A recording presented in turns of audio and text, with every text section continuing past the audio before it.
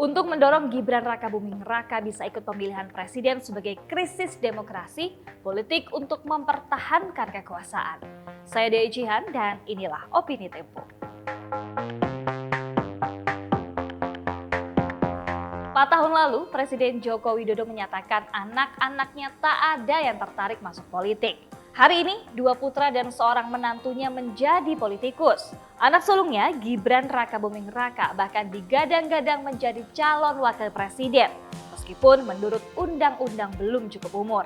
Boleh atau tidaknya Gibran menjadi calon wakil presiden tergantung Mahkamah Konstitusi. Jika hakim mengabulkannya, jalan wali kota Surakarta itu untuk mendampingi Ketua Umum Partai Gerindra Prabowo Subianto dalam pemilihan presiden 2024 semakin terbuka. Prabowo berkali-kali meminta Gibran menjadi pasangannya. Sejumlah orang dekat Prabowo ragu kehadiran Gibran dapat menambah perolehan suara kandidat mereka. Beberapa survei juga menunjukkan elektabilitas Gibran di bursa calon wakil presiden hanya 7-8% saja, di bawah Erick Thohir, Menteri Badan Usaha Milik Negara yang menjadi salah satu kandidat pendamping Prabowo. Dalam simulasi calon presiden dan wakilnya, survei indikator politik Indonesia pada akhir Agustus hingga awal September, elektabilitas Prabowo Gibran berada di bawah pasangan Ganjar Pranowo, Sandiaga Uno ataupun Ganjar Mahfud MD. Alasan paling masuk akal perkawinan Prabowo Gibran adalah sokongan Jokowi.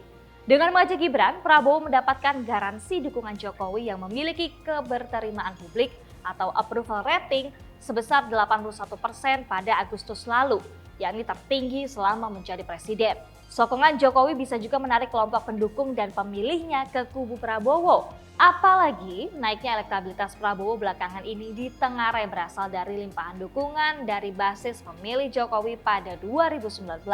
Dengan dukungan Jokowi pula, Prabowo akan punya akses lebih besar terhadap sumber daya, termasuk di pemerintahan. Prabowo bisa mendapatkan sokongan dari aparatur negara. Mobilisasi aparat bukanlah hal yang aneh dalam pemilihan umum di negara berkembang. Meski tak terang-terangan, praktik ini pernah terjadi pada pemilihan umum sebelumnya.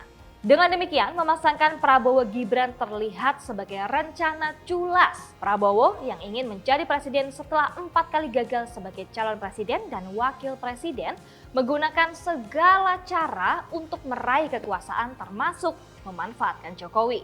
Sebaliknya, Jokowi melihat hal tersebut sebagai peluang untuk mendorong Gibran menjadi presiden di tengah jalan. Karena alasan kesehatan, Prabowo mungkin lengser sebelum menyelesaikan masa tugasnya. Skenario ini bukanlah hal yang mustahil, apalagi uji materi syarat usia calon presiden dan wakil presiden di Mahkamah Konstitusi tampaknya tengah diakali. Meskipun mayoritas hakim konstitusi sudah sepakat menolak permohonan uji materi itu, investigasi majalah Tempo menemukan ada indikasi upaya untuk meloloskannya dengan membahas ulang gugatan tersebut. Berulang kali, Jokowi menyatakan keinginannya agar presiden penggantinya meneruskan program-programnya. Ia terang-terangan mengatakan akan cawe-cawe dalam pemilihan presiden agar transisi kepemimpinannya berjalan mulus. Di masa pemerintahan Jokowi ada ratusan proyek strategis nasional dengan anggaran lebih dari 5.700 triliun rupiah yang belum tuntas terselesaikan. Salah satunya ibu kota negara Nusantara yang menghabiskan anggaran sebesar 466 triliun rupiah hingga 2045.